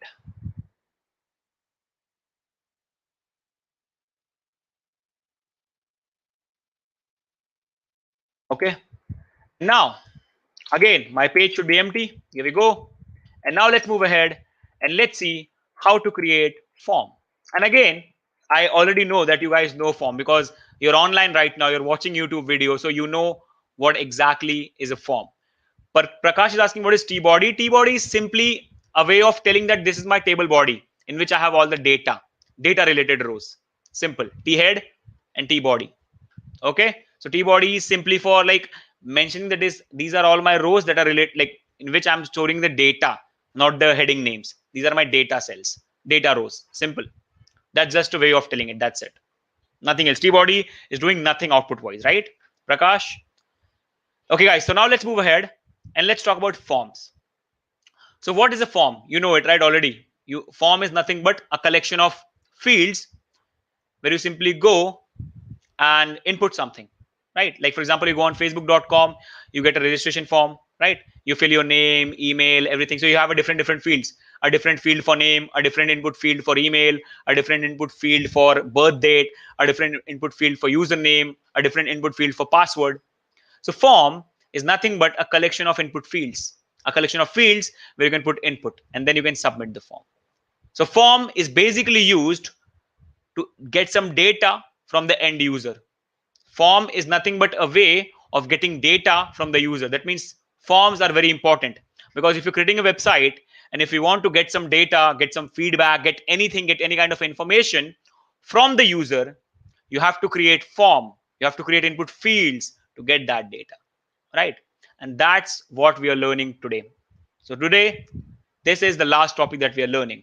So let's see how to create forms and most importantly, how to create fields, how to create different fields and how to create buttons. Let's see all of that real quick. Okay. So now the first tag that is important here is again, the form tag. Simply says fine. Here now we have a form and now you create input fields inside it. Okay. And they will belong, like they all will belong to this particular form. They will belong to this single form. So now you'll create all of your input fields inside this. Okay, so now let's see how to create an input field. And it's very simple. Like it's really simple. Just like the work. What is the work of input field? To take input from the user. So is the tag name. The tag name to create an input field is simply input. And again, it's a self-closing tag, so no need to close it separately because it's not a content tag. It's an empty tag. It's not going to have a content like this. No, nothing like that. Simple input. And then inside this, you also have an attribute named type in which you mention which kind of input field it is. Because like, see, when you go on a website, you see a lot of different input fields, right? you see a lot of different input fields. Some input fields take your name, some input fields take your password, some input fields take email. So different input fields behave differently, right? So you have this type attribute, okay, in which you mention which kind of input field this is. So you can mention like text. Text is the most general input field. I can take text. Now, when I say text, it can be anything. It can be number, it can be email, it can be anything. Text is like general. So even if you don't put it, by default also the type is text. But normally I like to put it. So even if you don't put type text, it will still work. You can still see the input field because by default the type is text. But now let's put text. Let's see the output, everyone. Let's see, do we get an input field? And here we go. See a box? And we can go and write something in it. So that's how the input field works. How many types? There are a lot. There are a lot of types. I think there are 20 types, maybe 20, more than 20 types. But don't worry, we're only going to see like around 8 to 10, which are normally used. Okay. And then you can use it as a Kickstarter and go on internet and see all of the types as well. Okay. Even I don't know the exact count, how many types are there. I normally use whatever is needed in my website. So whenever I create a website, I normally use whatever is needed. I know around 14 to 15 types, and that works for me. Okay. And whenever I want to like use something else, I can just go on internet anytime and see, because you don't have to remember all the types, right? You don't have to remember everything. You just have to understand how it works, and if it is needed, you should be able to find it out. That's it. That's what important in coding. You don't have to remember everything. Okay. So now let's see. I can see I show this input field to the user. Fine, he's having input field, but how will he understand what kind of field it is and what I have to put inside it? So you also have to specify, like tell the user, right, what input I want here. So for that, you can simply go here and just put like, let's say enter name, like this. But this is very old school, right? Putting a label in the side and then having it content inside it. It's a very old school thing. It also requires a lot of extra space. Nowadays, we don't use the separate labels. Nowadays, we actually have attribute called placeholder, and inside that you can pass your things that you want to display. So like enter name, and if you go, now that enter name is inside the input field, and that enter name is not a text. You cannot select it. See, it's not a text. Your cursor is still at the start. Enter name is just a watermark. It's just a watermark. That means I'll be there till you write your thing. Right? So if I start writing, it will go away. If I start writing, it will go away. Simple. So remember this, guys. Always remember this. So that's what a placeholder is. It's nothing but a watermark that will be there till you write your actual data, till you write your actual input. So that's what a placeholder is. It holds the place till your actual data comes. That's why it is called as a placeholder. Is that clear, everyone? So this is the modern way of doing it. So no extra space, no extra labels, no extra text. Simple placeholder. So that's how it works. So input type text, and then you have placeholder. Simple. Now, before moving on, let me also show you how to create a button. Okay. So to create a button, you simply have a button tag. Now, initially, we used to create buttons using input tag only. Input type button was the trick to create buttons. But nowadays in HTML5, we don't use input type button. We simply have a button tag. Simple button tag. And then whatever you want to write on that button, write it here inside the button. And here we go. That's the button. Easy, simple, done. And remember, guys, there are basically three types of buttons. There are basically three types of button available in HTML. Okay. Now the three types are submit, reset, and useless button. That does nothing by default. So there are three types of buttons: submit button. What was the next one? Reset button and button. Simple. So basically, now let's talk about all the works. Let's talk about what they do. So a submit button basically is used to submit the form. The by default work of a submit button is used to submit a form. Okay. Then they have a reset button. The work of reset button is to clear the form. So if you write some extra information or wrong information, and if you don't want to submit it, you just want to clear the whole form, you can use a reset button. And then you have a button that does nothing. It is like gonna do nothing. That is for custom events. You write some custom functionality and you need a button for that. You can use button type button. That does nothing. Is that clear? You can attach your own things to that. So for that, we have to learn some kind of JavaScript to create your own events and then to call it on that button. Because see, submit button has a predefined role. I'm going to submit the form always. Reset button also has a predefined role. I'm simply going to reset the form. So now what if I need a button to do something else, to do my own custom work? So for that, you have a button type button that does nothing by default. So you can apply your custom things on that. Okay. So by default, when you go, don't give any type, it's a submit button. For now, let's give it a type. So type submit. And then guys, you also have the next type. As I told you, let's call it clear. Let's write clear on it. So clear, and the type will be reset. And then the third type is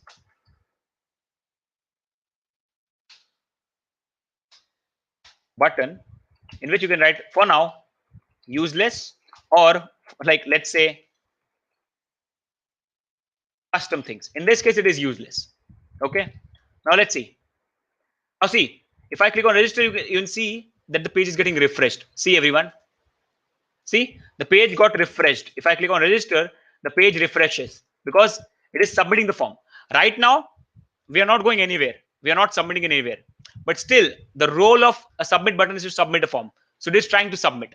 Right now, it is not having any resource where to submit it. But still, it is trying to submit it. Okay, because that's the role. See, if I write anything, and if I click on clear, see, it clears the form. So that's the reset button. And this does nothing. It is for custom events. So in future, when we create our custom functions in JavaScript, we can call on this button. So right now, there is no need of this third button. Is that clear, everyone? So I hope you understood, Prakash. I hope your doubt is cleared now, buddy. You're asking about, right? Try all three buttons, please. So see that. Okay, so now let's comment out this button. We don't need it. We don't need it. Okay, so let's just comment it out. And now let's see what are the other uses of submit button. Okay. So now see, if I don't fill it and if I click on submit button, nothing is happening. Okay. Now let's see. You have an attribute called required. You have an attribute called required that you can give to an input field. Okay. And see what it does now. Now, if I don't write anything in my input field, and if I click on submit button, see, we get this. We get an error. Please fill out this field. And that's a second role of submit button. It also checks if that field has a required attribute. And if the field has required attribute, please show the error if there is no text in that. Okay, so that's what amazing about the submit button. Is that cleared, everyone? I hope we are cleared. Okay, so required is an attribute that makes sure the field is filled. If there is no text in that field, if there is no data in that field, show the error. Is that cleared, everyone? Guys, are we clear with this? Third button not working in any condition? No, Prakash. See, as I'm telling you, third button is for custom things.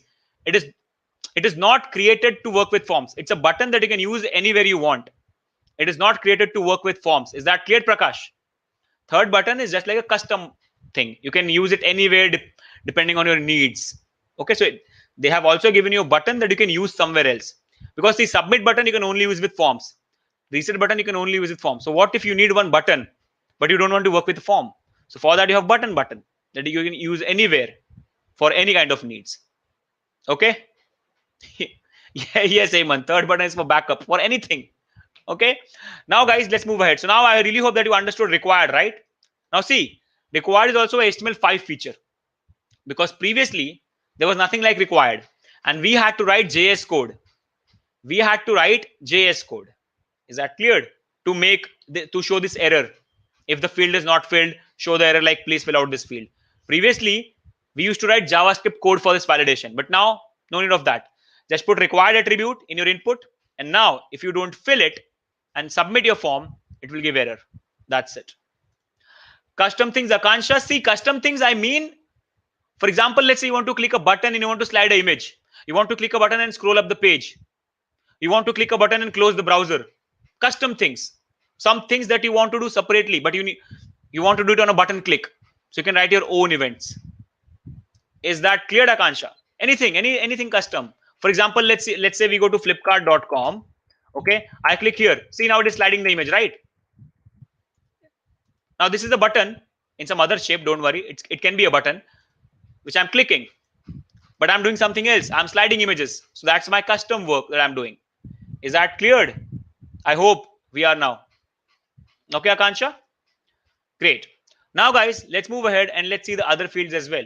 So this was one field. Now let's see the other fields. So input. The other one that we have here is type email. Now let's see the magic of email field. So let's put enter email and let's also put required. Now, guys, see, from now, I'm not going to put required everywhere. Okay. I hope you guys have understood required, so you can put it anywhere. But now I'm not going to put it on all the fields because it will keep giving me error again and again, and I'll be unable to do everything, right? So in your forms, when you create it, put required. Right now, I'm going to avoid required. Is that clear, everyone? So that we don't get any error, I'll simply remove it because I want to fill everything else, right? Okay, for now, let's keep it. But for the future fields, I'm not going to put it. Is that clear, everyone? Okay, now let's see. Let's put the name. And now see, guys, everyone, register. First of all, we get the required error. Please fill out this field. Now see what is happening. It's an email field, right? It's an input type email. Now if I put something like this, see, we get this. Please include an @ in the email address and @ dot. Because it's an email field, it's getting validated like that.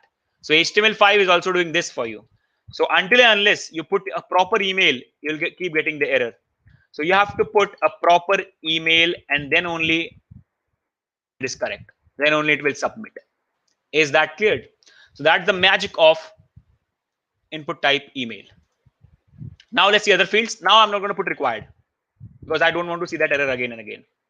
Okay, so let's see the other field. Now what if I want to create a password?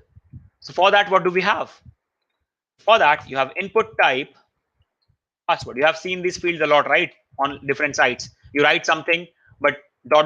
comes there because you don't want to show the password. So for that, you have input type password. Now let's see why we use slash before complete bracket. It is needed.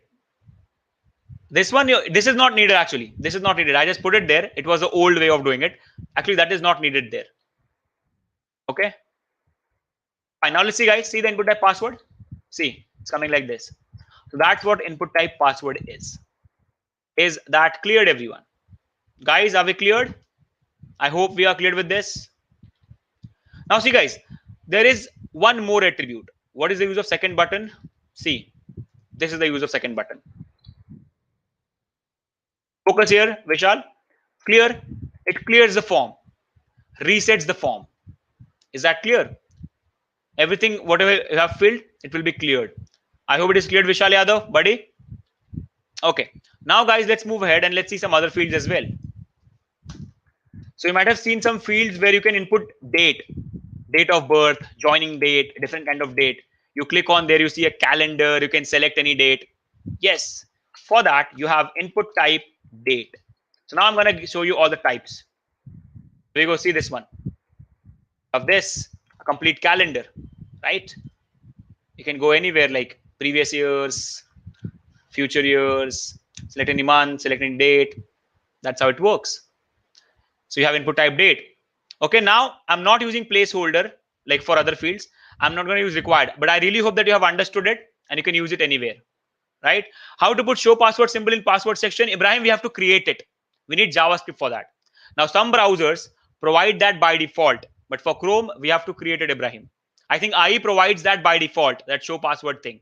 But for Chrome and Mozilla, we have to create it. No, all these features will work everywhere. The basic features will work everywhere. But that show password thing is something that we have to create. It doesn't come by default. But yes, all these features will work on all the browsers. Yes, all the browsers. These all things are browser compatible. Okay. Now let's see the other fields as well. So the next you have is input type week. See, guys, I'm not using required. But I really hope that you understand you can use required if you want. Okay, everyone? Input type week, in which, see, you can select a complete week like this. 38 week of 2021. 39th week of 2021. So you also have input type week. Is that clear? Then what are the other fields? You have input type checkbox. You have seen this, right? This one. I agree the terms and conditions or different things, right? You have multiple choice questions, right? So you have seen this one, checkbox. Don't worry, guys. Today we are only seeing how to create the components, how to use them, when to use them, where to use them. We'll learn in future. Today we are only focusing on how to create the components, how to create a checkbox, how to create an input field and everything. Is that clear, everyone? Guys, are we clear with this? Please tell me. Okay. Then you also have this one,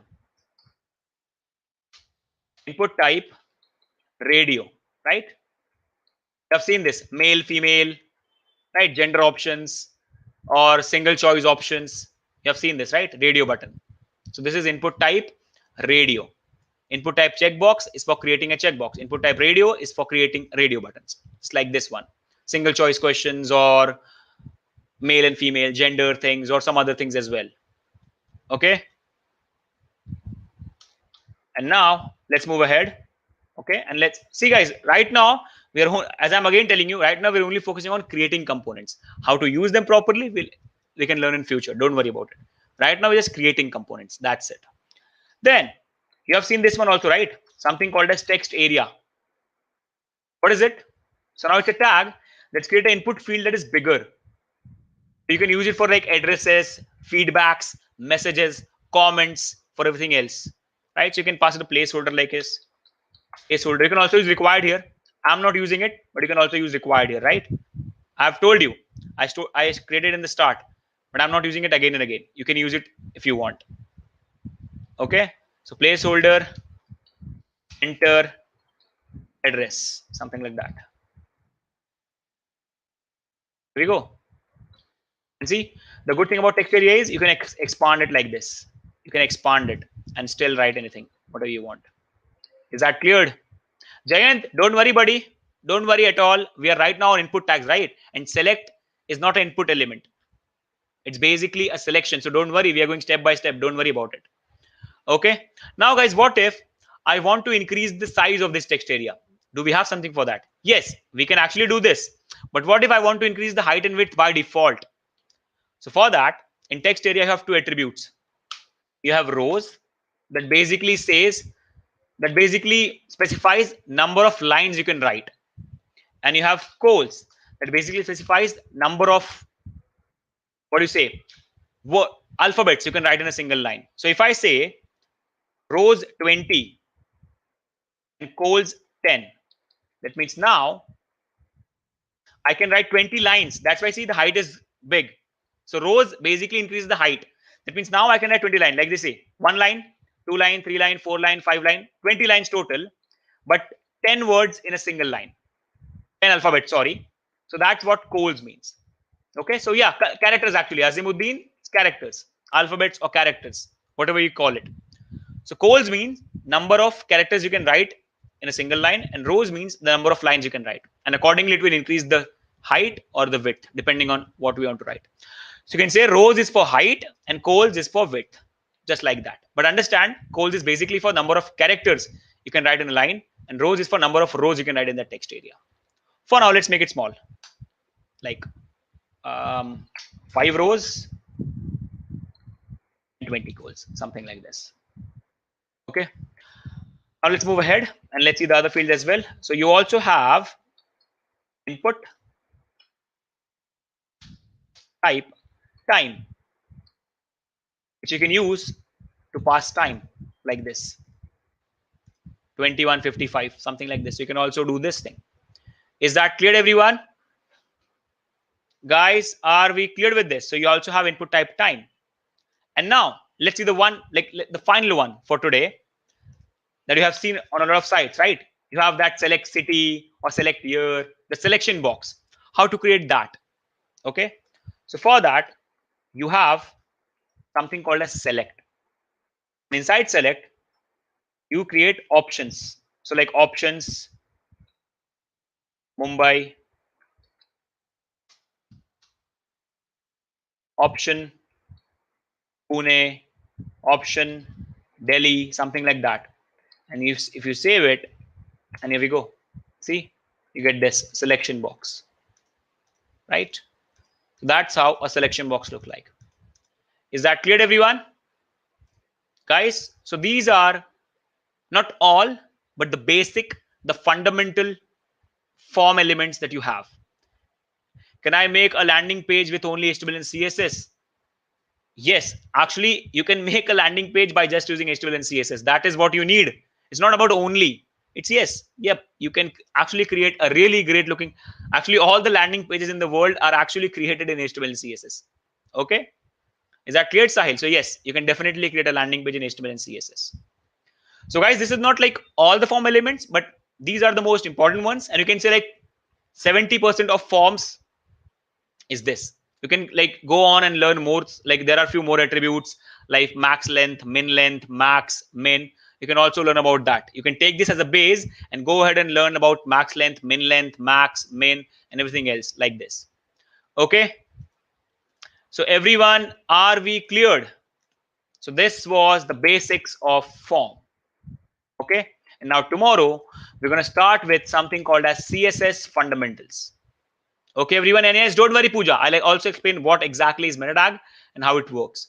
So from tomorrow, we are going to start with CSS. We'll see all the basics, how to align things, how to adjust things, how to arrange all of it, how to make your web page look good. So what exactly is CSS, how it works, and everything we'll see tomorrow. Okay, so that's it about today. Please, please, please register to the course so that all these files and the assignment questions can be shared to you. So everyone, please, the link is in the chat. Go on and register to the course. Is that clear, everyone? HTML by daily dose, it will be at 6 o'clock. So tomorrow we are again going to be here at 6 o'clock and we'll learn all the basics of CSS. The box model, how to arrange things, everything, flex boxing, we are going to learn tomorrow. Is that clear? So everyone, I really, really hope that you understood everything today. Really hope that you enjoyed. The most important question, did you guys enjoy the session? Please let me know that in the chat. Did you guys enjoy the session? Did you understand everything? Did you learn something? Please let me know in the chat.